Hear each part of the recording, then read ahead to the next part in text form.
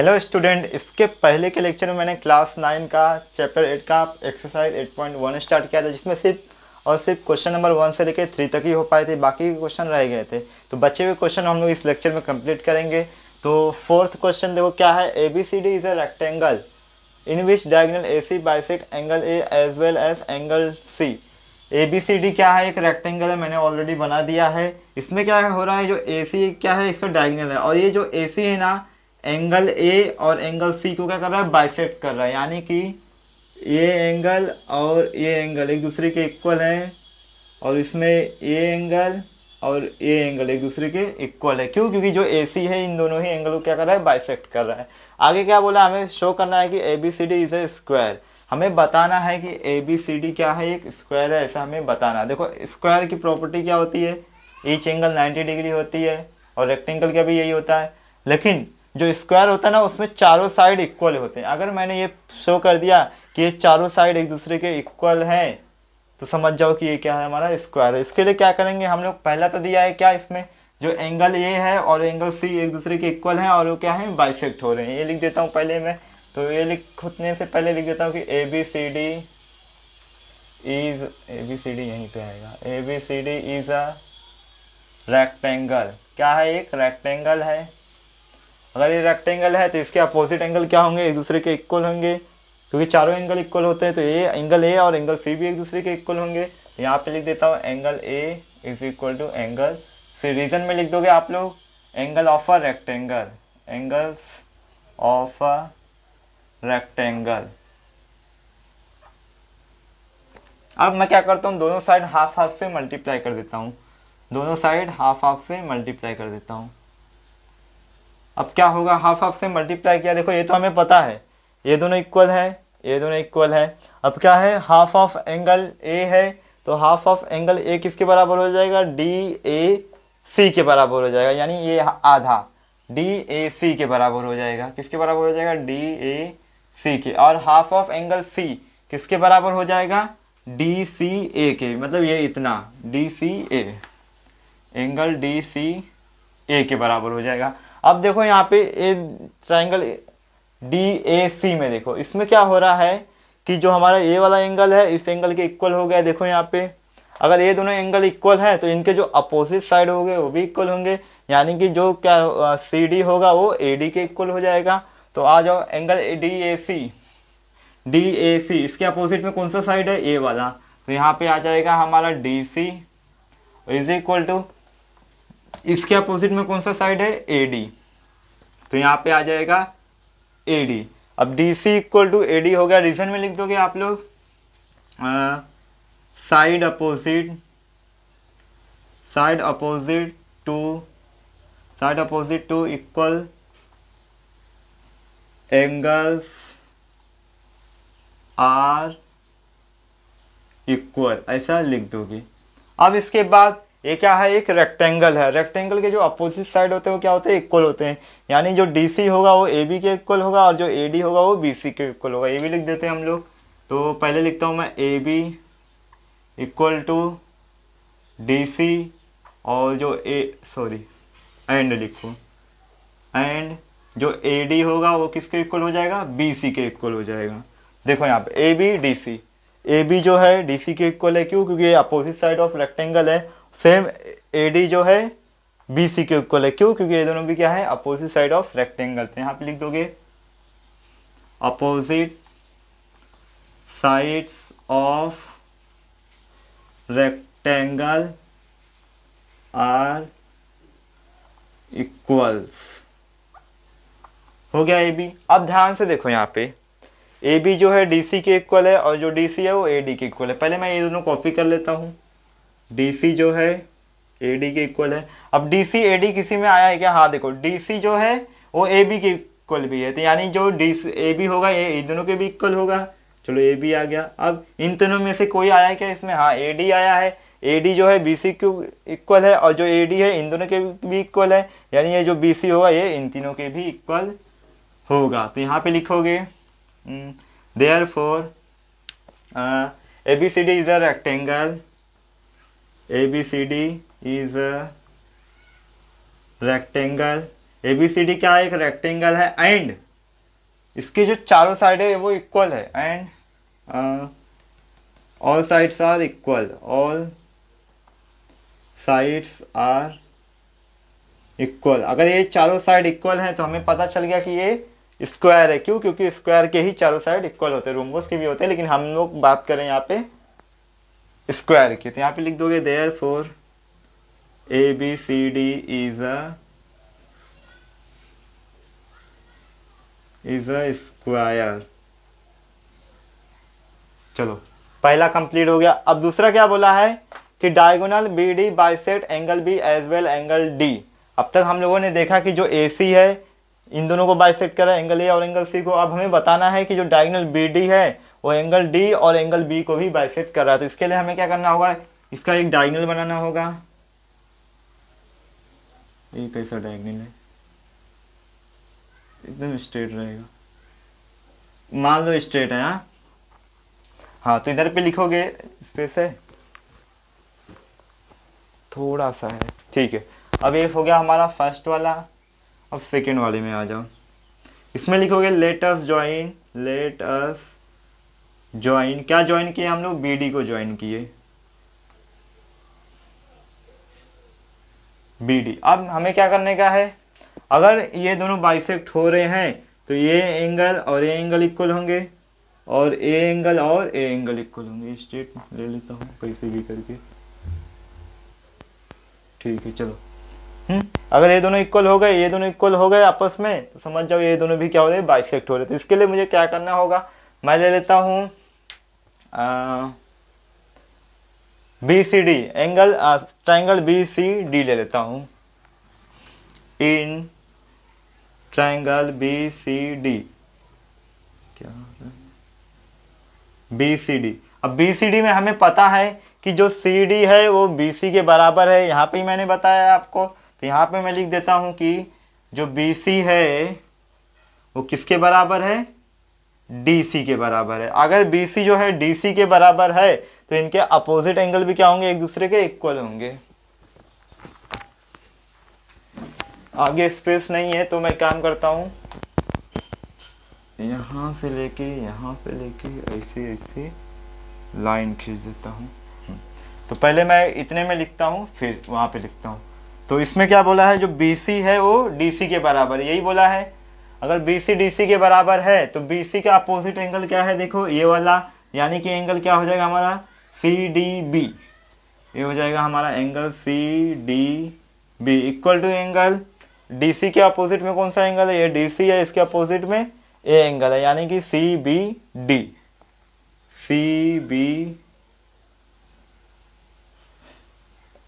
CBD reason में क्या लिखोगे, angle opposite to equal sides are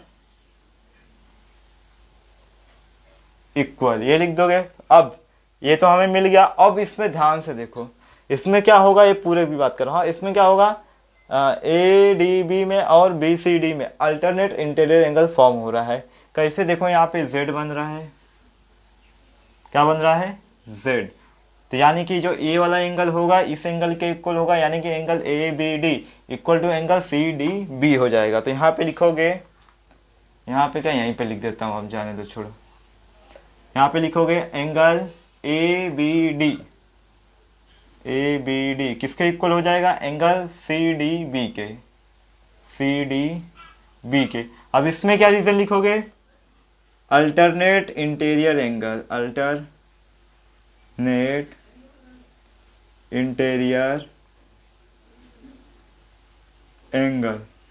एक हो गया अल्टरनेट इंटीरियर एंगल, एक और अल्टरनेट इंटीरियर एंगल बन रहा है। कहाँ पे, देखो यहाँ पे ऐसे, कहाँ पे, ऐसा Z बन रहा है, यानी कि ए जो एंगल होगा इस एंगल के बराबर होगा, यानी कि ADB क्या होगा, ADB किसके बराबर हो जाएगा, ADB CBD के।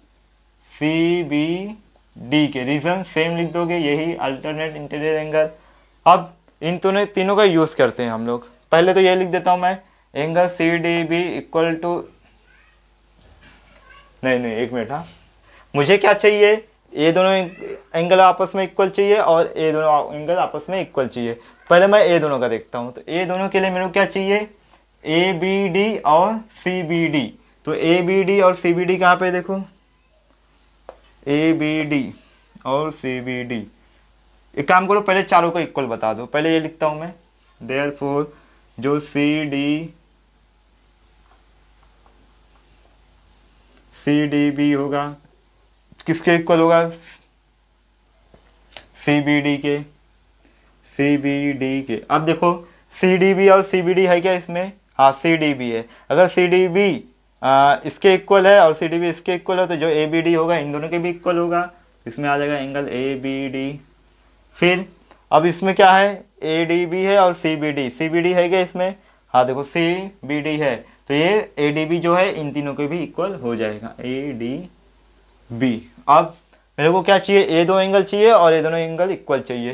तो ए बी डी और सी बी डी है क्या, देखो इसमें ए बी डी इधर पे है, therefore angle A B D equal to क्या है दूसरा, सी बी डी कहाँ पे है, देखो यहाँ पे है, ये क्या हो जाएगा सी बी डी। अब देखो मैंने ये बता दिया कि ये दोनों जो एंगल है आपस में इक्वल है। अगर ये दोनों एंगल आपस में इक्वल है तो जो बी डी है वो क्या कर रहा है, एंगल बी को बाइसेक्ट कर रहा है। तो यहाँ पे लिख दोगे therefore B D bisects angle B. अब एंगल डी का भी चाहिए, अगर एंगल डी को चाहिए ये दोनों इक्वल तो हमें क्या चाहिए, ए डी बी और equal to C D B. तो ए डी बी है क्या इसमें, देखो हाँ देखो ए डी बी है यहाँ पे, angle A D B equal to और क्या दूसरा है सी डी बी है क्या, देखो हाँ सी डी बी भी है, तो इसको ले लो सी डी बी। अब ये दोनों एंगल भी इक्वल मिल गया तो मैं बोल सकता हूँ कि जो बी डी है वो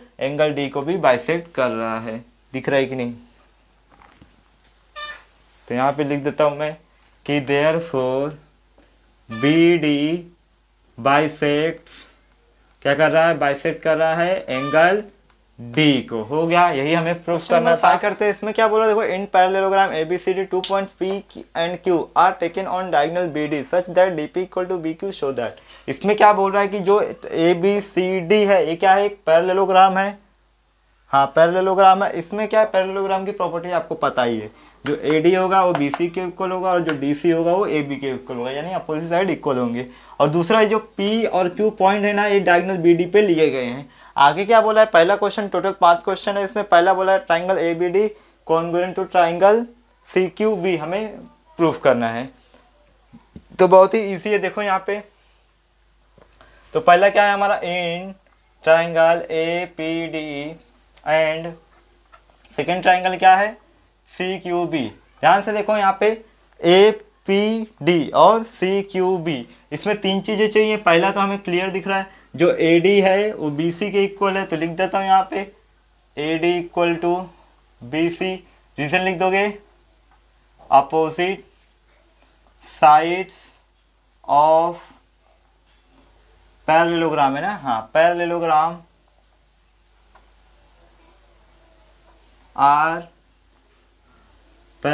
आर इक्वल। फिर इसके बाद क्या दिख रहा है आपको, क्वेश्चन में एक चीज ऑलरेडी दिया हुआ है, क्या, जो हमारा DP है BQ की इसको इक्वल है, लेकिन इस अभी के लिए इसे मत लिखो। अभी दूसरा देखो यहाँ पे अल्टरनेट एंगल फॉर्म हो रहा है, कैसे देखो यहाँ पे ऐसे Z बन रहा है, Z यानी कि पहले क्या लिखा है मैंने, AD लिखा है ना ये, यानी कि एंगल ADP ये क्या बन रहा है, angle ADP equal to angle, ये देखो ऐसा, ये एंगल D हो गया और यहाँ पे ऐसा, तो ये क्या होगा CBQ। तो इधर लिख दोगे alternate interior angle, alternate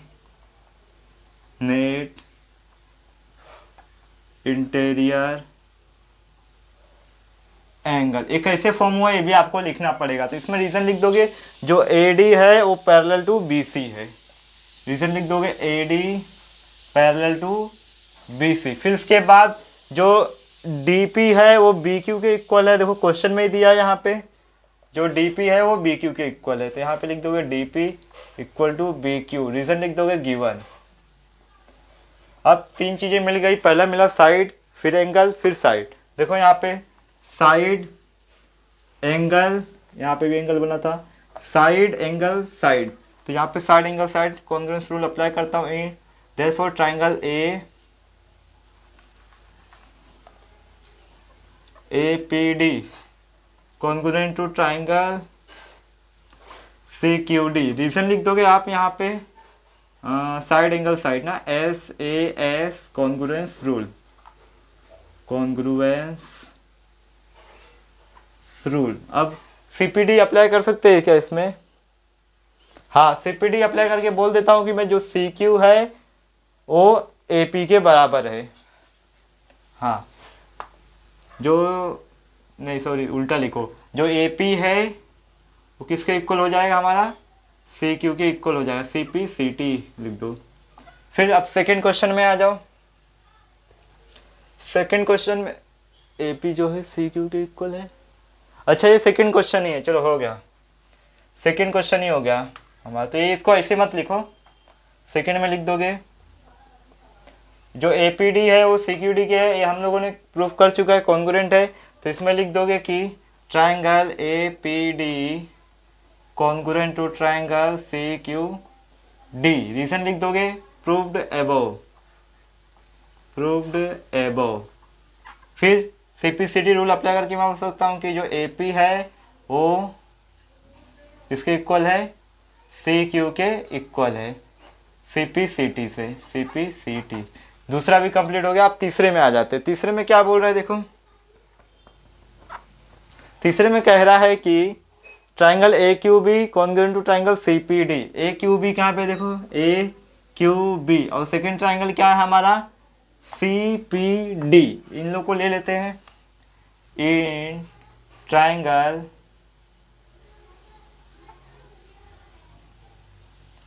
A Q B and second triangle क्या है इसमें? Triangle C P D. अब इसमें भी बहुत ही इजी है, देखो यहाँ पे जो क्या है हमारा ए क्यू बी, ए क्यू बी।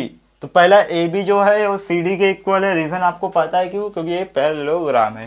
तो इधर लिख दो सीधा A B equal to, A B equal to C D. Reason लिख दोगे अपोजिट साइड्स ऑफ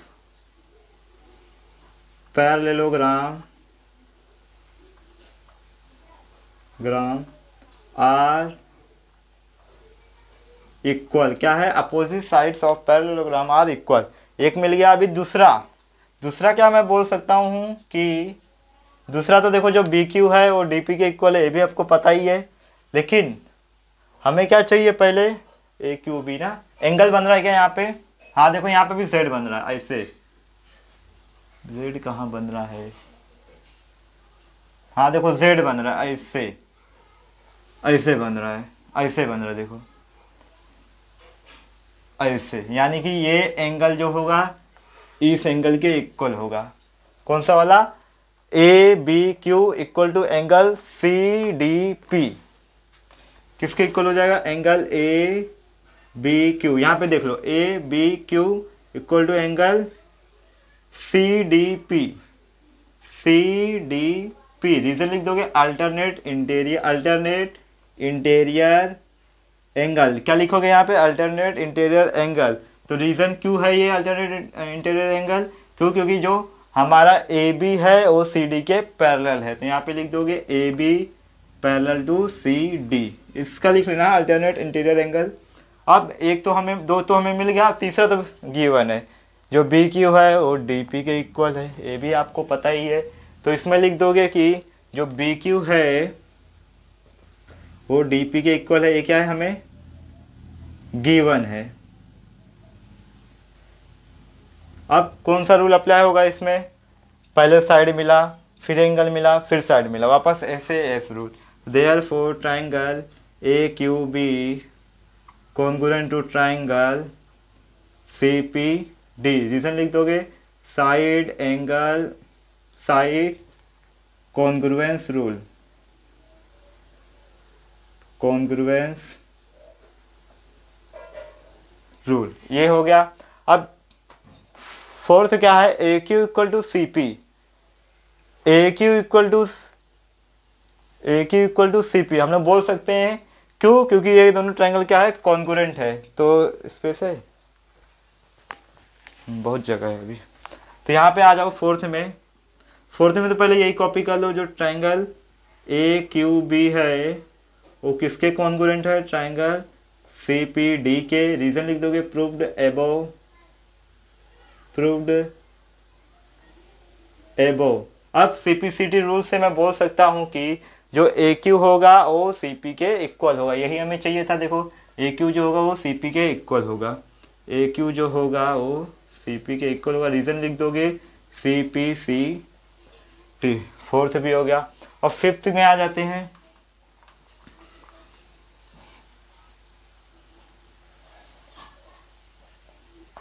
फिफ्थ में क्या बोल रहा है, A P C Q is a parallelogram.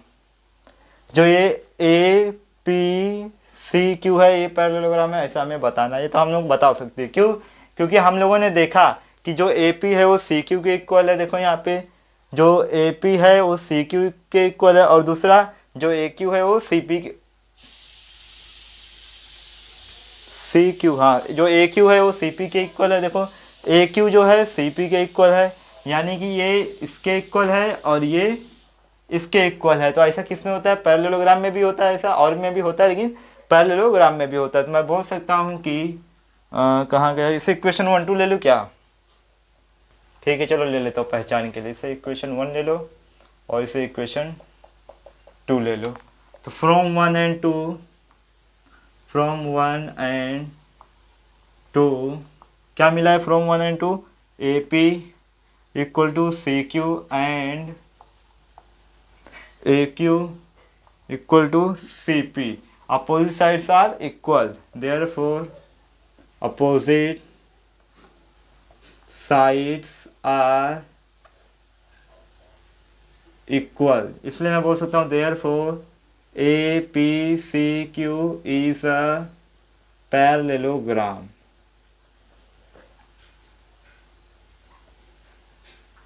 हो गया।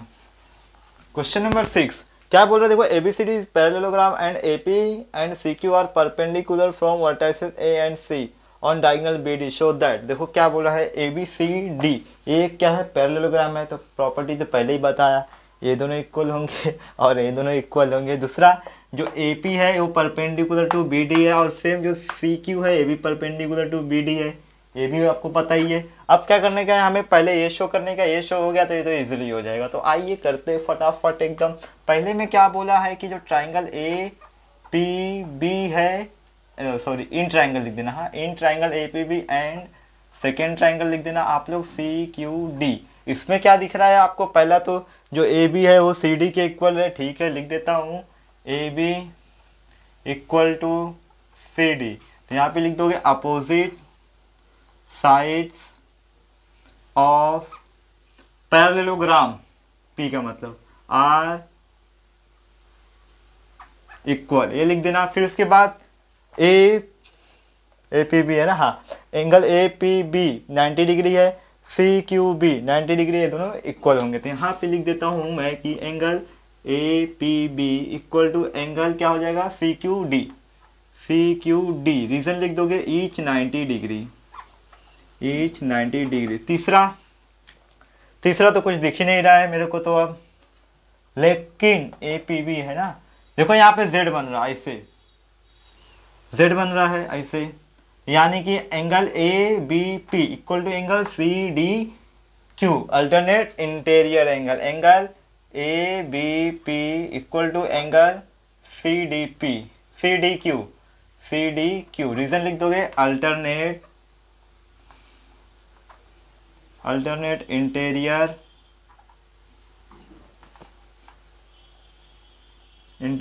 एंगल। क्यों इंटीरियर एंगल है, क्योंकि जो ए बी है वो parallel to C D, A B लिख देना, A B parallel to C D. ठीक है, तीन चीजें मिल गई हमें। क्या मिला, पहला एक साइड मिला, दूसरा क्या मिला, एंगल मिला, तीसरा भी एंगल मिला। ठीक है, देख लेते हैं। ये क्या है, साइड है, ये क्या है, एंगल है, एंगल है, तो एंगल एंगल साइड। ठीक है, therefore triangle A P B, sorry A P B congruent to triangle C Q D. Reason लिख दोगे, angle, angle, side, congruence rule. ये क्या है? Angle, angle, side, congruence rule. अब पहला तो हो गया, अब दूसरे में आ जाओ। दूसरे में क्या बोला है? जो AP है वो CQ के इक्वल है। हाँ भाई, AP जो है CQ के इक्वल है, क्योंकि हम लोगों ने ऑलरेडी यहाँ पे प्रूफ किया कि ये दोनों जो ट्राइंगल है आपस में कॉन्ग्रुएंट है। तो CP/CT रूल से मैं बोल सकता हूँ कि जो AP होगा वो CQ के इक्वल होगा। तो यहाँ पे मैं लिख देता हूँ कि triangle APB congruent to triangle CQD। Reason लिख दोगे यहाँ पे, प्रूव्ड एबोव, प्रूव्ड एबोव। तो CP/CT रूल अप्लाई करो, AP equal to CQ। Reason लिख दोगे CP/CT। हो गया। अब क्वेश्चन नंबर 7 करते हैं। देखो क्या बोला, ABCD is a trapezium in which AB parallel to CD। ABCD क्या है? ABCD एक ट्रेपेजियम है जिसमें AB जो है CD के पैरेलल है and AD equal to BC। जो AD है ये BC के इक्वल है। फिर उसके बाद show that angle A equal to B। यानी 4 क्वेश्चन है, चारों करने का हमें। दूसरी बात, आपके क्वेश्चन में हिंट दिया होगा कि AB को एक्सटेंड करना है E तक, फिर CE को ज्वाइन करना है, इस तरह की जो AD है वो CE के पैरेलल हो जाएंगे, यानी कि ये तीनों ही एक दूसरे के पैरेलल हो जाएंगे। तो कहने का मतलब है, देखो यहाँ पे कंस्ट्रक्शन में कर देता हूँ छोटा सा एक, थोड़ा इधर कंस्ट्रक्शन क्या है कंस्ट्रक्शन में, एक्सटेंड ए बी टू ई तक हम लोग एक्सटेंड कर रहे हैं। तो यहाँ पे लिखता हूँ ई एंड ड्रॉ, क्या ड्रॉ कर रहे हैं? सी ई इस तरह ड्रॉ किए कि जो ए डी है वो किसके पैरेलल हो जाएगा? सी ई के। ए डी जो है किसके पैरेलल हो गया? सी ई के। और दूसरा जो ए बी है वो डी सी के पैरेलल है, यानी कि जो ए ई होगा वो डी सी के भी पैरेलल हो जाएगा। तो इसमें बोला है क्या? हाँ देखो बोला है सी डी के पैरेलल है। तो मैं लिख सकता हूँ यहाँ पे जो ए बी होगा वो, ए बी की जगह पे अब मैं ए ई लिखता हूँ। एक मिनट, क्या है? A B parallel to C D है, तो आल्सो जो ए ई होगा वो भी क्या हो जाएगा? पैरेलल टू सी डी हो जाएगा। दूसरा, और हाँ ए डी जो है सी ई के भी पैरेलल है, ए भी लिख दो। ए डी जो है पैरेलल टू सी ई है। रीजन लिख दोगे यहाँ पे, opposite sides of parallelogram are parallel. इतना ही लिख दो, opposite sides of parallelogram. Opposite side क्या होते हैं? पैरेलल होते हैं, ये आप लोग लिख लेना आगे। हाँ, फिर उसके बाद क्वेश्चन में क्या दिया है? जो AD है वो BC के इक्वल है। जो AD है वो किसके इक्वल है? BC के इक्वल है। जो AD है वो BC के इक्वल है, लेकिन जो AD है वो CE के पैरेलल है। अगर CE के पैरेलल है तो जो AD होगा वो CE के भी इक्वल हो जाएगा। जो AD होगा वो CE के भी इक्वल हो जाएगा। फिर इसके बाद मैं रीजन लिख देता हूँ, अपोजिट साइड्स ऑफ पैरेललोग्राम, फिर से वही लाइन आ गया, पैरेललोग्राम आर इक्वल। इसमें इक्वल आया है, इसमें पैरेलल आएगा। हाँ, फिर अब क्या करता हूँ, देखो इन दोनों का ही क्या है, लेफ्ट साइड इक्वल है तो राइट साइड भी इक्वल होगा। तो ठीक है, लिख देता हूँ डायरेक्ट, फ्रॉम एबोव इससे। हाँ, जो BC होगा वो CE के इक्वल हो जाएगा, ये पता चल गया हमें। यानी कि ये तीनों ही क्या हो जाएंगे? आपस में इक्वल हो जाएंगे। इंक भर लेता हूँ मैं थोड़ा सा, लाइट चले गई, कोई बात नहीं, आगे करते हैं हम लोग। अब इसके बाद देखो यहाँ पे एक ट्रायंगल फॉर्म हुआ है, क्या है? CBE। तो इसमें आ जाते हैं हम लोग, लिख देता हूँ मैं यहाँ पे इन ट्रायंगल CBE। इसमें क्या हो रहा है? ध्यान से देखो, ये दोनों साइड इक्वल है। अगर ये दोनों साइड इक्वल है तो इनके जो अपोजिट एंगल होंगे ये भी इक्वल होगा। मैं इसको नाम दे देता हूँ एंगल X और इसे नाम दे देता हूँ एंगल Y। अब ध्यान से देखो यहाँ पे साइड कौन सा इक्वल है? जो BC है वो CE के इक्वल है। तो BC के अपोजिट में कौन सा साइड है, BC के अपोजिट में एंगल BC के अपोजिट में कौन सा एंगल है, Y, और CE के अपोजिट में कौन सा एंगल है, X। तो CE के अपोजिट में एंगल X है और BC के अपोजिट में एंगल Y है। इतना पता चल गया आपको, ये दोनों क्या है, एक दूसरे के इक्वल है। दूसरा, इसे ये तो एंगल A हो जाएगा हमारा और ये एंगल B हो जाएगा। अब देखो यहाँ पे लीनियर पेयर बन रहा है, स्ट्रेट लाइन पे ये दोनों एंगल है, यानी इन दोनों जो एंगल का जो सम होगा वो 180 डिग्री होगा। लाइट आ गई। तो एंगल B और एंगल X का जो सम होगा वो 180 डिग्री होगा, क्यों, क्योंकि ये लीनियर पेयर बन रहा है यहाँ पे। तो यहाँ पे लिख सकता हूँ मैं कि जो angle B plus angle X का जो सम होगा वो होगा 180 डिग्री। रीजन लिख दोगे आप, लीनियर पेयर। इसके बाद क्या करोगे आप लोग, ध्यान से देखो। ए क्या है, सॉरी, AE को मैं क्या ले लेता हूँ, ट्रांसवर्सल लेता हूँ, और AD और CE तो ऑलरेडी पैरेलल है। तो यानी कि angle A plus angle Y का जो सम होगा वो 180 डिग्री होगा, क्यों, क्योंकि ये क्या हो जाएंगे, हमारे को इंटीरियर एंगल हो जाएंगे। तो यहाँ पे मैं लिख देता हूँ angle A plus angle Y is equal to 180 degree. यहाँ पे लिख दोगे को इंटीरियर एंगल,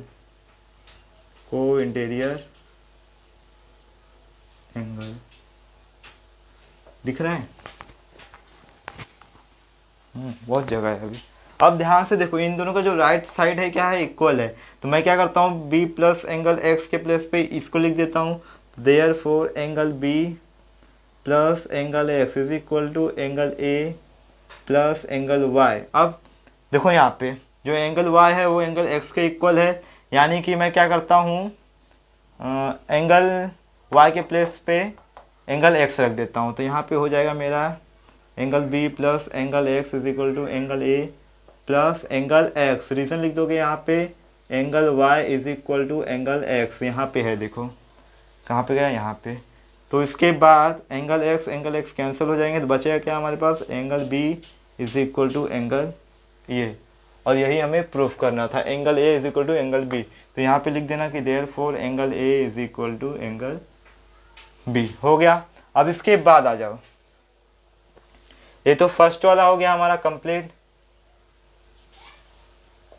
अब सेकेंड वाले पे आ जाओ। सेकेंड वाले में क्या करने का है हमें, कि एंगल C जो है एंगल D के इक्वल है, यानी एंगल C और एंगल D एक दूसरे के इक्वल है, हमें ऐसा बताने का, एंगल C और एंगल D।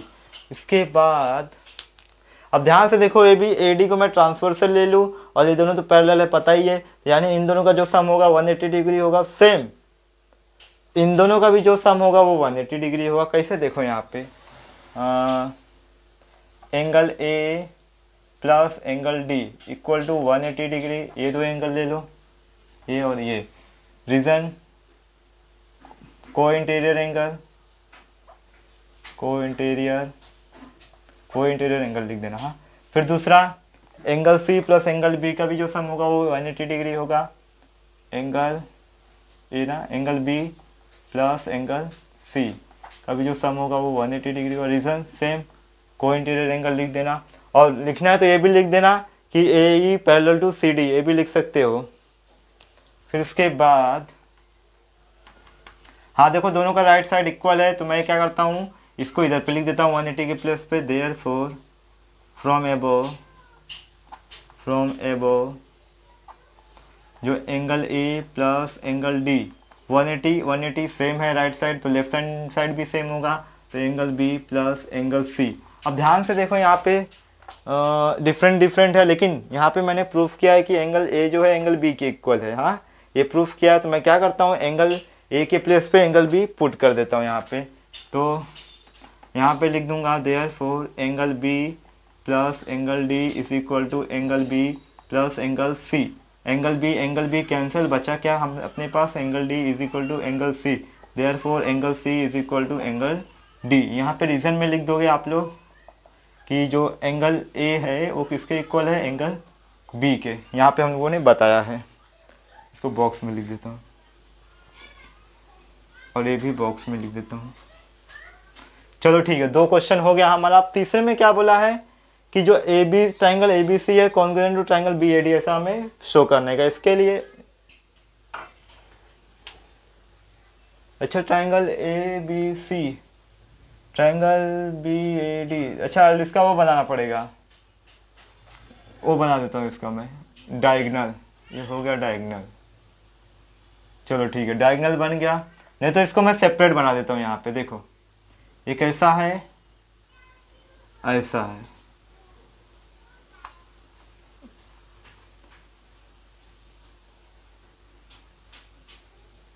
ये क्या है, ए, ये है बी, ये है सी, ये डी, इसको डायगोनल को एक कर दो। क्या बोला है, ट्राइंगल ए बी सी, तो यहाँ पे, यहीं पे लिखता हूँ ना, ये तीसरा है ना, तीसरा, ध्यान से देखो, मुझे मालूम है नहीं समझ में आ रहा होगा, मैं जल्दी जल्दी करा रहा हूँ क्योंकि मुझे कहीं जाने का है। In triangle A B C and, इसके बाद ट्राइंगल क्या है, B A D, A B C और बी ए डी, देखो ये हो गया हमारा ए बी सी और ये दूसरा हो गया हमारा बी ए डी, यानी ये ट्राइंगल और ये ट्राइंगल, ये वाला इससे मतलब नहीं है। ध्यान से देखो यहाँ पे जो ए डी है वो बी सी के इक्वल है, ध्यान से देखो यहाँ पे बताया गया है, तो ये गिवन भी है, ए डी जो है बी सी के इक्वल है, यहाँ पे गिवन भी है, ये भी लिख देना। हाँ, ए डी जो है वो बी सी के इक्वल है, ये हो जाएगा हमारा गिवन। फिर इसके बाद देखो दोनों में ए बी आ रहा है, ए बी दोनों में आ रहा है, यहीं पे देख लो ए बी, तो यहाँ पे लिख दोगे A B equal to A B, common side, common side. फिर इसके बाद जो एंगल ए है वो एंगल बी के इक्वल है, हम लोगों ने यहाँ पे प्रूफ किया है, देखो तो यहाँ पे लिख दोगे एंगल ए इक्वल टू, तो एंगल ए लिखने से अच्छा सीधा लिख दो, कि लिख दो एंगल ए, हाँ एंगल ए लिख दो, चलो angle A equal to angle B, proved above, proved above. ठीक है, तीन चीजें मिल गई, क्या मिला हमें, पहला ए साइड मिला, फिर एंगल मिला, फिर साइड मिला, यानी एस ए एस रूल। तो यहाँ पे लिख देता हूँ मैं, देयरफॉर ट्राइंगल क्या है, A B C congruent to triangle B A D, क्या है, इन दोनों आपस में कॉन्ग्रुएंट है। रीजन क्या लिख दोगे, S A S congruence rule. अगर ये दोनों ट्राइंगल आपस में इक्वल है तो तीसरा कंप्लीट हो गया। आप चौथे में क्या बोला, diagonal A C equal to diagonal B D, यानी जो ए सी है वो बी डी के इक्वल है, ऐसा हमें बताना है। तो ये तो एकदम ईजी है, तो पहले ये कॉपी कर लो, triangle A B C congruent to triangle B A D, ये दोनों कॉन्ग्रुएंट है।